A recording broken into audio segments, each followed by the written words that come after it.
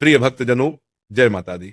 नवरात्रि के पावन दिन पूरे विश्व में शक्ति की साधना और माता रानी की उपासना का पर्व लेकर आते हैं। इन 9 रातों का हर क्षण शुद्धता, अनुशासन और आध्यात्मिक ऊर्जा से भरा हुआ होता है।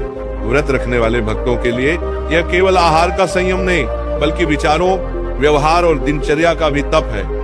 आज हम विस्तार से समझेंगे कि नवरात्रि के 9 दिनों में एक साधक की दिनचर्या कैसी होनी चाहिए ताकि शरीर, मन और आत्मा पूरी तरह माता दुर्गा की कृपा से भर सके। 1. ब्रह्म मुहूर्त में जागरण। नवरात्रि में दिन की शुरुआत सूर्योदय से पहले ब्रह्म मुहूर्त में करना अत्यंत महत्वपूर्ण है। लगभग 4 बजे से 5 बजे के बीच का समय सबसे शुद्ध और ऊर्जा से परिपूर्ण माना जाता है। नींद से उठते ही सबसे पहले माता का स्मरण करें और आचमन कर महत्वपूर्ण माना जाता है। देवी दुर्गाय नमः का जाप करें।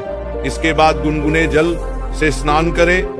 स्वच्छ और हल्के रंग के कपड़े पहने। सफेद, पीले या लाल रंग के वस्त्र शुभ माने जाते हैं। 2. प्राणायाम और ध्यान। व्रत का अर्थ सिर्फ उपवास नहीं, बल्कि मन का संयम है।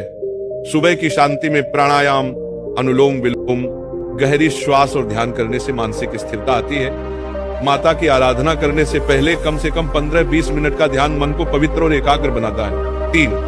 पूजा की तैयारी। नवरात्रि के दौरान घर के मंदिर या पूजा स्थान को विशेष रूप से स्वच्छ रखें। कलश स्थापना के बाद प्रतिदिन सुबह और शाम माँ दुर्गा, महाकाली, महालक्ष्मी और महासरस्वती का पूजन करें। पूजन के समय गंगा जल, दीपक, लाल चुनरी, पुष्प, धूप और फल का उपयोग करें। दुर्गा सप्तशती, देवी कवच या सप्तश्लोकी का पाठ करना अत्यंत फलदायी है। 4. आहार नियम। व्रत में सात्विक भोजन का नियम सर्वोपरि है। अनाज, दाल, लहसुन, प्याज, मांसाहार और तामसिक भोजन का त्याग करें। दिन में 1 या 2 बार फलाहार लें। इसमें फल, दूध, दही, सिंघाड़ा, आटा, कुट्टू आटा, साबूदाना, राजगीरा शामिल हो सकते हैं। नमक के स्थान पर सेंधा नमक का प्रयोग करें। जल का अधिक सेवन करें ताकि शरीर में ऊर्जा बनी रहे। 5. दिन का अनुशासन। दिन भर अपनी वाणी पर संयम रखें। व्यर्थ की बातों, झगड़े, क्रोध, चुगली और नकारात्मक विचारों से दूर रहें। कार्य चाहे घर का हो या बाहर का, शांत मन से करें। जरूरत से ज्यादा मोबाइल, टीवी और सोशल मीडिया का प्रयोग कम से कम करें। यह समय आत्मनिरीक्षण और साधना का है, न कि बाहरी विकर्षणों का। 6. सेवा और दान। नवरात्रि में व्रत का असली अर्थ है दूसरों की सेवा।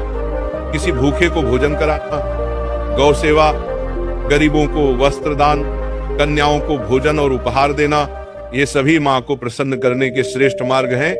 प्रतिदिन कम से कम एक पुण्य कार्य करने का संकल्प लें। इस सब साथ संध्या आरती और भजन।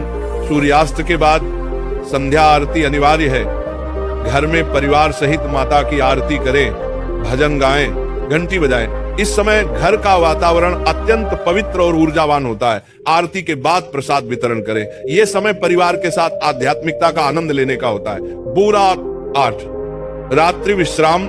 दिन भर के व्रत और पूजा के बाद रात में हल्का भोजन करें, फिर माता का स्मरण कर विश्राम करें। सोने से पहले जय माता दी का नाम जपें। ये नाम जप न केवल नींद को गहरा बनाता है, बल्कि मन में शांति और संतोष भर देता है। 9 दिनों का संकल्प।